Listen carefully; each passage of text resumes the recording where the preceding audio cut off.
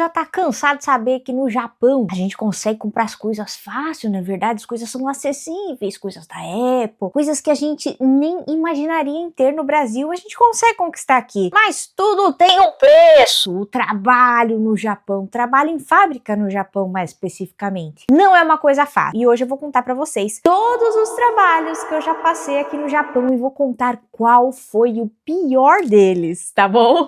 Então fica ligado, assiste até o final pra você descobrir qual foi o pior serviço que eu já tive aqui no Japão. Olá pessoal, eu sou a Jéssica e sejam muito bem-vindos ao Essência Jecolina. Então no vídeo de hoje eu vou contar pra vocês todos os trabalhos que eu já tive ao longo desses quase 6 anos aqui no Japão. Gente, já são quase 6 anos entre idas e vindas. Ao todo a gente já tem praticamente 6 anos de Japão e eu vou contar pra vocês então todos eles, do primeiro até o que eu tô recentemente. Infelizmente, né? Mas não foram muitos. Quer ver? Deixa eu ver quantos foram ao todo, peraí. Olha, gente, então eu tava fazendo as contas. Nesses quase 6 anos de Japão, nós já trabalhamos em 4 empresas diferentes. Então, calma, vocês não vão ficar aí a tarde toda ouvindo todos os serviços, os 50 serviços que a gente já passou, porque foram poucos, inclusive, né? Vamos começar, então, pelo primeiro serviço. O primeiro serviço que eu já tive aqui no Japão foi na fábrica chamada Fujitsu, que eu acho que faliu, gente. Pouco antes da gente ir embora, ou um ano antes da gente ir embora de lá, eu lembro que já tinham mudado o nome da empresa para um outro nome lá. Aí eu não lembro se eles fizeram uma fusão com uma empresa chinesa ou se a Fujitsu chegou à falência mesmo e aí passaram para outras pessoas, para outras empresas, vamos dizer assim, né? E aí como é que era esse serviço na Fujitsu, gente? Eu vou falar para vocês. Eu e meu marido, a gente teve uma sorte muito, muito grande. Porque o nosso primeiro serviço no Japão, a gente sem saber falar nada de japonês, mas nada, a gente caiu nessa fábrica e no setor mais moleza que alguém poderia cair. Sabe assim? Lá era o setor onde você fazia a verificação para ver se o celular estava funcionando. Então o celular já estava montado e ele estava na fase de testes. Então basicamente o nosso serviço era tipo, a tela branca é branca? Sim, a tela branca é branca. A preta é preta? É preta, a preta é preta. Ah, o som? Ah, tá funcionando. Mas assim que você chega no Japão, tudo é novo, tudo é novidade, né, e tudo mais. O que se passar pela minha cabeça? Que a gente tava num manicômio. Tem um vídeo que eu fiz com o meu marido no Marmitex Japão, no nosso canal Marmitex Japão. Clica nesse cardzinho que tá aparecendo aí. Porque é muito engraçado. A gente conta sobre todas as coisas mais bizarras, assim, que a gente já passou por lá. E eu só vou contar, tipo assim, essa impressão que eu tive desse setor especificamente. Então, o que acontecia? Quando eu cheguei lá, gente, era um povo que ficava falando assim, oxi, oxi, oxi, oxi. Na minha cabeça era oxi, oxi, que eles estavam falando, tá? Você é doido? Eu sou? É. Aí falava oxi, oxi, oxi, oxi. Aí eu, nossa, gente, mas parece um manicômio. Tinha uma mulher, uma peruana, eu lembro muito bem disso, que ela ficava rezando para as máquinas.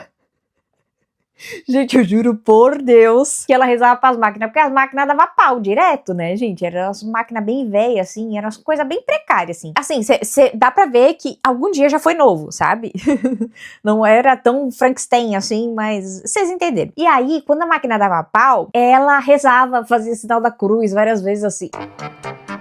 Cara, era um bagulho de louco. Era um falando oxi oxi, que na verdade eles falavam moshi moshi. Você tinha que testar se o fone tava funcionando, na verdade, se a entrada lá se encaixava direito, se saía o som, né, o barulho, né? Então, cara, era um bagulho de louco. Era um falando oxi oxi, a outra rezando pra máquina. Aí é doida. A bicha é doida. Oxi oxi. Essa é doida. Oxi oxi. Tá? Essa é doida? Oxi oxi. Aí tinha gente que ficava conversando o tempo todo. Meu, tinha de tudo que vocês puderem imaginar. Assim, sabe assim? Tinha a mulher que ficava peidando na linha. Aí as pessoas só faltava passar mal, assim, do fedor, daqueles peidos que aquela mulher dava. Meu Deus do céu, a Soninho.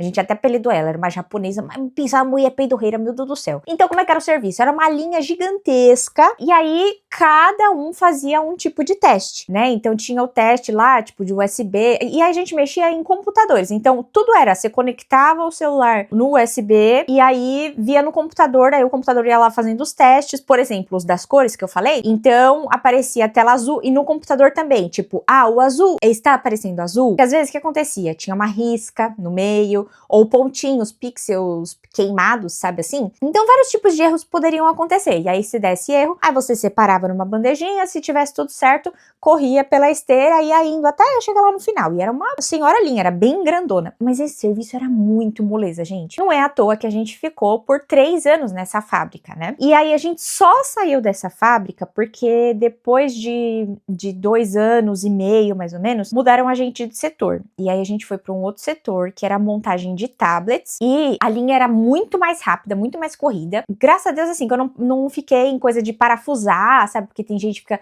parafusando todo dia, aí dá problema na mão, porque, né, fica usando lá o dia inteiro, fazendo força, assim, né? E, enfim, tem posições horríveis. E eu caí em uma posição que era bem ruim, que ela era extremamente rápida, que eu tinha que montar kits, né? Então, eu tava na fase final. Eu fazia os kits. Então, tipo assim, eu colocava no saquinho o cabo, o manual de instruções, mais um selinho de não sei o que. Então eram umas 6 coisas diferentes que eu tinha que colocar nesse saquinho. E tinha que ser, tipo assim, cara, na velocidade da luz, assim, sabe? Tinha que ser muito rápido. E não tinha ninguém pra me abastecer, porque eu ia montando esses kits, mas as coisas iam acabando, certo? Então quando ia acabando, eu tinha que abastecer pra mim mesma. Não tinha ninguém pra fazer isso, né? Porque dependendo da fábrica, tem alguém para fazer isso. É pra abastecer você. E aí eu tinha que me abastecer. Então, cara, era uma loucura tão grande que eu lembro que teve um dia que eu sentei no chão e eu comecei a chorar desesperadamente, pensando assim, cara, eu trabalhava em escritório no Brasil, eu era analista, e aí eu vim parar no Japão pra fazer isso pra troco de quê, sabe assim? Tipo, era legal e tudo mais, mas assim, eu comecei a refletir muito sobre isso, tipo, até que ponto eu estava disposta a trabalhar daquela forma. Entende? Porque no setor que a gente tava, eu não tinha referência ainda do que era um bom, o que era um trabalho ruim, entende? Na minha cabeça aquele serviço era horrível, né? Aqueles que eu só apertava o enter do computador, sabe? As pernas doíam muito no começo, inchava bastante o pé. Meu pé, eu tinha até foto, talvez eu não tenha mais, mas tinha até foto dos meus pés parecendo as bisnaguinhas, assim, bem inchadinhas, sabe? Então, pra mim era ruim, mas eu não tinha referência, não tinha parâmetros, né? Eu não tinha comparativos, não tinha com o que comparar. Então, a partir do momento que a gente foi pra esse outro setor, e aí era essa loucura, eu comecei a falar, eu estava no paraíso e eu não sabia.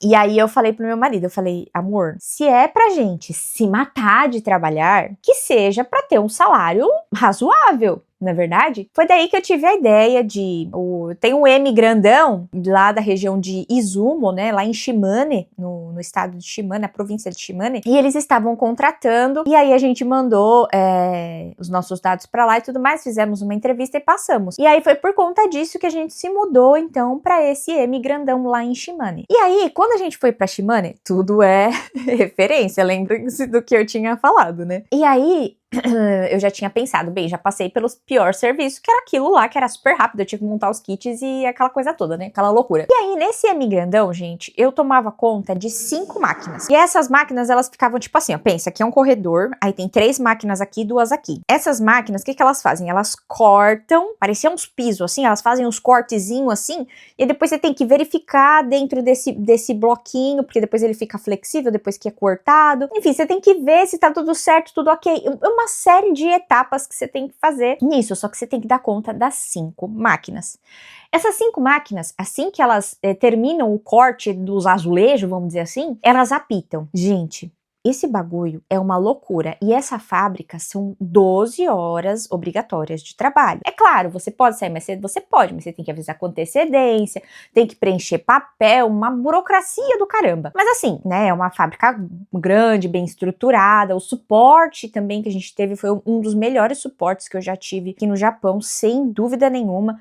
Lá em Kato, que foi a primeira província que a gente morou, da Fujitsu, né? Lá a gente tinha um suporte muito legal também. bem. Só que aí começou a tipo assim, preciso ir no médico, olha, agora não dá, será que pode ser amanhã? Aí, nessas coisas, a gente começou a se virar um pouco mais. Mas nessa outra fábrica, na M Grandão, todo dia, qualquer horário que a gente falasse, olha, preciso ir no médico, preciso ir no dentista, qualquer coisa que seja, eles estavam lá, pau pra toda a obra mesmo, sabe? Eu tenho que tirar o chapéu, porque eu gostei muito ao suporte aos brasileiros, né, nesse sentido, né, de suporte aos brasileiros, eu gostei muito. Mas o serviço em si, o setor que eu caí, eu lembro até que no meu primeiro dia de serviço, eu tava ainda em treinamento, né, você passa um dia inteiro em treinamento. Encontrei uma brasileira no refeitório e ela falou assim, nossa, tomara que você não caia no setor do corte de azulejo. Ela falou o nome, eu não vou falar porque pra não, né, enfim, não quero ficar dando detalhes. No corte de azulejo, vamos falar assim. Aí tá bom, e onde eu fui cair? No corte de azulejo. Que segundo ela, então aí as mulheres já tinham classificado lá como o pior setor das mulheres, vamos dizer assim, sabe? E acabou que eu caí no pior setor e o meu marido caiu em um dos piores, para homem também. Tá? Era bem pesado, pelo que ele falava, assim, era levemente sujo também, um pouquinho, né? Mas eu acho que era muito pesado, que eu lembro que ele tava começando a sentir, ele tem os 2 pulsos operados, e ele tava começando a sentir muitas dores nos pulsos, essas coisas todas, né? Mas o que mais me afetou ali, já fiz vídeo aqui no canal falando com mais detalhes sobre isso, foi a questão de trabalhar à noite. Foi por opção minha, inclusive, porque esse é o único M Grandão do Japão, onde você escolhe se você quer trabalhar somente de dia ou somente à noite, porque por todo o Japão tem vários M grandões e em todos os outros é turno alternado, né? Então eu acho que é por mês, então um mês de dia, um mês de noite, talvez alguns seja semanal, uma semana de dia, uma semana de noite, enfim. E eu resolvi trabalhar à noite por opção própria. Eu sei, foi um dos maiores erros que eu já cometi aqui no Japão. Mas tudo é experiência nessa vida, não é verdade, gente? Então essa experiência valeu pra... Hoje em dia eu sei o que eu não quero. Entendeu? E definitivamente eu sou uma pessoa do dia, não sirvo pra trabalhar à noite, tá bom? Então esse serviço era uma loucura, eu tinha que tomar conta dessas 5 máquinas apitando na sua cabeça o tempo todo, começou a me atacar labirintite, começou a atacar, que eu lembro que tava tão forte, que eu ia deitar pra dormir, rapaz, mas os negócios começaram a girar tudo dentro da cabeça, eu falava, meu Deus do céu, não vou conseguir dormir, eu preciso dormir, e pior que aí você tem a dificuldade também pra dormir, né, porque você tem que dormir de dia, pra acordar de noite e trabalhar de noite. Ai, cara, era um horror, assim, foi, pra mim, assim, psicologicamente falando, esse, sem dúvida, foi o meu pior serviço. Passei por uma fase de depressão e tudo mais, enfim, vocês querem saber mais detalhes, assiste o vídeo lá do cardzinho, tá bom? Aí agora vamos para o terceiro serviço. Depois do M Grandão, a gente voltou pro Brasil, ficamos 1 ano, quase 2 anos no Brasil, 1 ano e meio, por aí, e a gente tava super bem no Brasil, na verdade, eu já tinha conseguido entrar numa empresa, já tinha crescido já dentro dessa empresa, já tava como coordenadora. Então a gente foi pro Brasil, aí ficamos lá esse tempo. E aí, mesmo estando super bem lá, a gente sentia que a gente não pertencia mais àquele lugar. Não consigo explicar, gente, só vivendo pra saber. Quem passa um tempo fora do Brasil, quando você volta, você vê tanta coisa errada que começa a te dar uma revolta tão grande de você querer ter as coisas e não conseguir, ser tudo inacessível e muitas outras questões que a gente se vê quase que obrigada a voltar. E graças a Deus a gente tinha feito o reentre e aí nós voltamos, decidimos voltar e aí em janeiro de 2020, meu Deus do céu, já não lembro mais, nós voltamos. A gente voltou por conta própria, a gente não voltou tipo assim, ligamos do Brasil, a gente até tentou entrar em contato com uma empreiteira, só que eles não deram muita certeza de nada, então a gente fez tudo por conta, compramos nossas passagens, viemos, ficamos em hotel, e a gente falou, quer saber, do hotel a gente vai procurando serviço e a gente se ajeita por lá. Nosso objetivo era morar aqui em Saitama, porque a gente queria estar perto de Tóquio, pra ver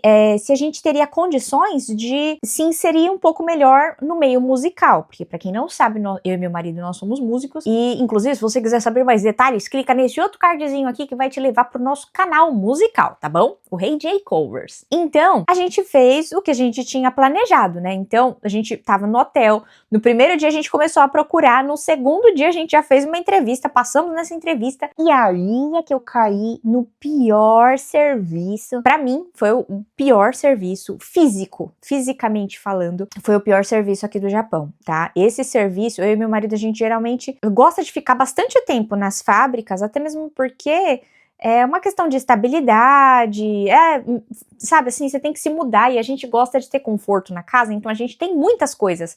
Então, quando você fala em se mudar, cara, a gente tá falando de um bagulho muito sério, sabe assim? Então, você tem que empacotar uma casa inteira. Não é como muita gente que vem pra cá e fica só no colchonete, fica só no futon por anos e anos e anos. Não, a gente tem conforto. Então, a gente tem muitas coisas. Então, a gente fala em se mudar, dá até arrepio, sabe assim? Então, por isso que a gente gosta de ficar longos períodos, né? Mais de anos, assim, né? E aí, tá bom, vamos para essa terceira e pior fábrica de todos os tempos. Gente, eu não vou falar o nome, eu vou falar que é um agazão. Fomos para esse agazão, cara. É, obviamente, uma montadora, né? Um agazão. E aí, esse agazão, gente, era uma cidade, aquela fábrica. Mas gigantesca, gigantesca. Mas o setor que a gente trabalhava era um setor que era terceirizado. E aí, o que eu fazia? Gente, lá a gente montava a parte do teto do carro. Então, o meu marido, o que ele fazia? Ele fazia a inspeção do teto, via se não tem nenhum defeito, risco, sei lá, as coisas assim que poderia ter. O meu serviço era o único serviço que as mulheres faziam neste local, que era o quê? Colar o que eles chamam de chicote, né? Que é os cabos que vão por dentro do teto, assim, né? Para ligar as luzes e tudo mais. Então, a gente tinha que colar esses cabos todos no teto. Como era feita essa colagem? Essa era a pior fase. Éramos em 4 pessoas, se eu não me engano, cada uma numa extremidade do teto, né? Cada uma colava um tanto de... Ai, gente, como é que fala em português, meu Deus do céu? Os adesivos, isso, os adesivos. Só que não eram os adesivinhos flexível, assim, a coisa tranquila de se mexer, não. Eram uns bagulho de alumínio, duro, que só a peste, entendeu? E aí, o que eu fazia? Eu não sei as outras, eu sei que cada uma colava, as outras colavam até mais do que eu, mas eu colava 7 adesivos por teto. Aí você fala assim, mas é tranquilo, é botar o teto lá, aí você vai com calma, com cuidado. Caramba! Era tipo pit stop, sabe assim? O carro vai lá, o pessoal vai lá e... Era nesse nível. Então, tipo, eu pegava o teto, tipo assim, o cara colava umas capinhas, não sei o que, no teto, uns acabamentos. Aí, quando ele acabava, eu já catava de lá, já botava na mesa. Aí, a gente fazia o nosso pit stop. Aí, a moça da sequência fazia a Kensa, que é a verificação, pra ver se não tinha defeito, né, e tudo mais. Porque o André fazia a verificação do teto cru, sem nada, sabe? Aí, depois tinha outra verificação, que era pra ver se a gente tinha colado certo, se o cabo não tava frouxo, essas coisas assim. Então, cara, era muito rápido e muito doído. A minha mão nessa época, foi nessa fábrica, inclusive, que não tem uma veia que é grandona aqui, no meio da mão, rapaz, desde aquela época, desde que eu comecei lá, essa minha veia saltou num jeito das 2 mãos e nunca mais voltou. Não sei se isso é normal, se isso acontece mesmo, não sei, mas comigo aconteceu e ela nunca mais voltou ao normal. Eu tava muito mal porque, primeiro, na verdade não era só o serviço em si. O lugar que a gente morava, onde a gente trabalhava, era 1 hora de distância. Então a gente tinha uma van que pegava a gente, que deixava a gente lá, só que a van deixava a gente 1 hora antes do serviço. Então a van passava lá, eu acho que 6 horas da manhã, eu acordava 4h30 nessa época, porque eu estudava japonês. Então eu acordava 4h30 para dar tempo de tomar café da manhã, estudar tranquila, né, me arrumar pro serviço. Às 6 horas a van passava, a gente chegava às 7 para começar o serviço às 8. Então, cara, era muito maçante isso, muito maçante. E aí você chega lá, você não tinha hora para ir embora, porque você tinha que cumprir a produção. Então, se a produção do dia era uma média de 200 tetos por dia, a média, né? Que às vezes era muito mais que isso. Então, pensem vocês, cerca de 200 tetos, é só a média, tá? 200 tetos por dia. E aí, tinha dias que era, tipo, 350 tetos, não sei o quê. Eu sei que teve uma vez, se eu não me engano, que a gente saiu 11 horas da noite de lá. Aliás, minto, a gente saiu às 10 horas da noite, chegamos 11 horas em casa e pra trabalhar no dia seguinte. Então tava muito, muito maçante. A gente não tinha tempo pra nada, sabe? Tipo, tava sendo muito sacrifício. O salário lá era um pouquinho melhor, né? Eu e meu esposo ganhávamos 1.300 ienes por hora, mas não tava compensando, sabe? Tipo, a questão... Volto a dizer, a minha mão, ela inchava de uma forma que eu, todos os dias, até fim de semana, eu não conseguia fechar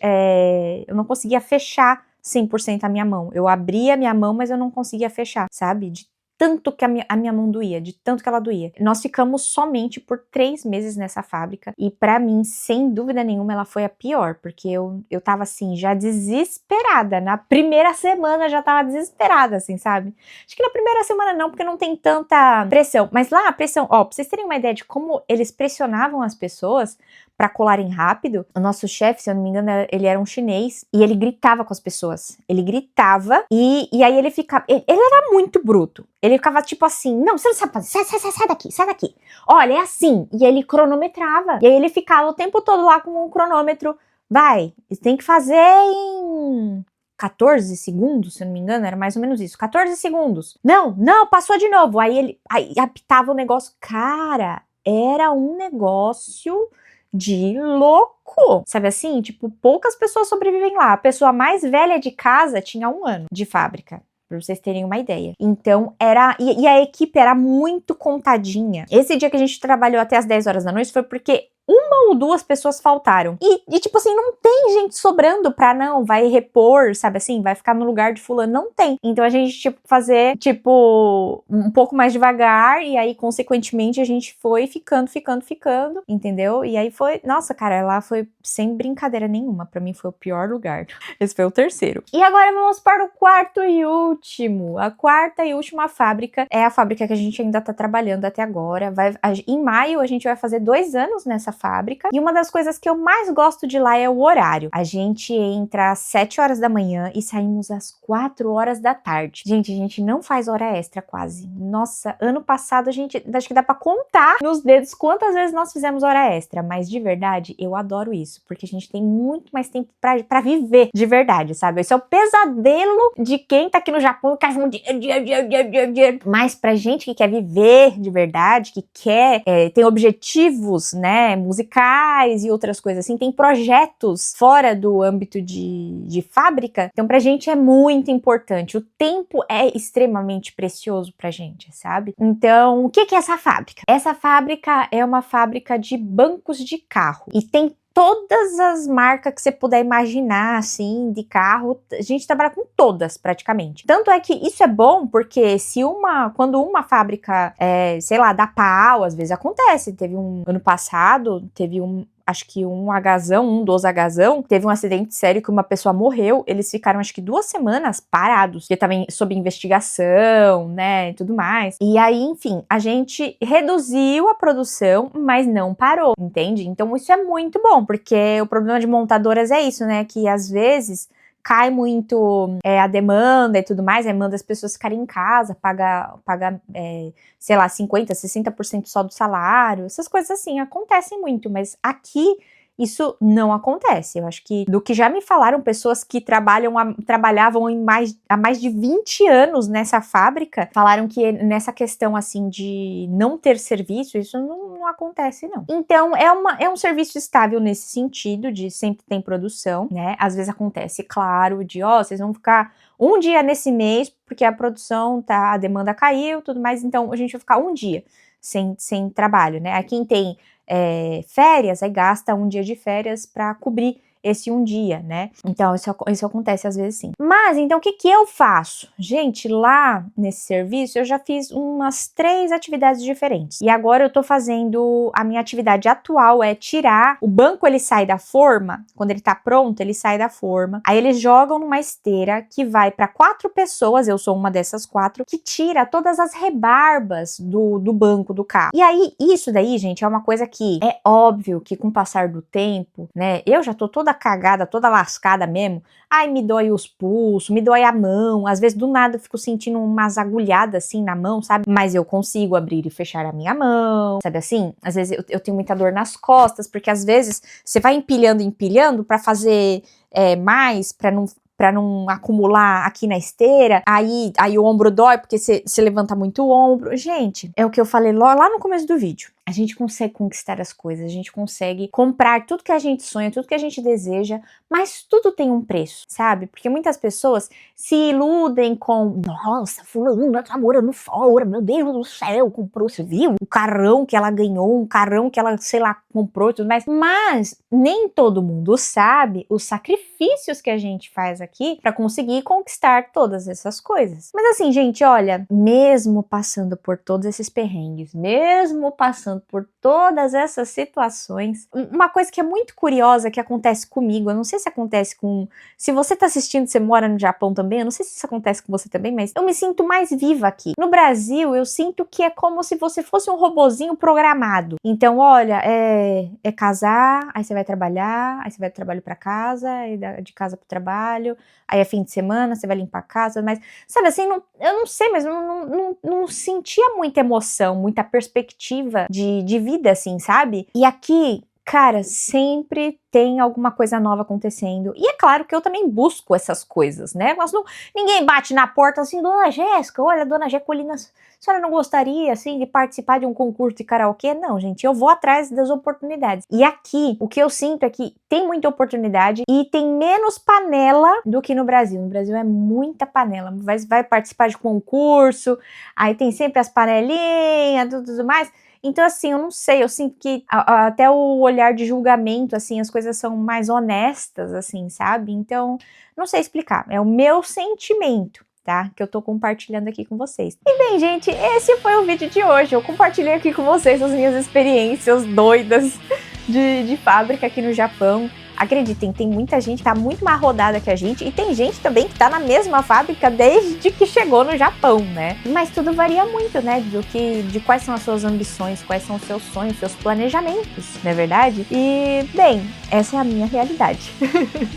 Espero que vocês tenham gostado, que vocês tenham curtido. Não esqueça de se inscrever, de curtir e de compartilhar com toda a galera, tá bom? Muito obrigada e eu espero vocês no próximo vídeo. Tchau, tchau!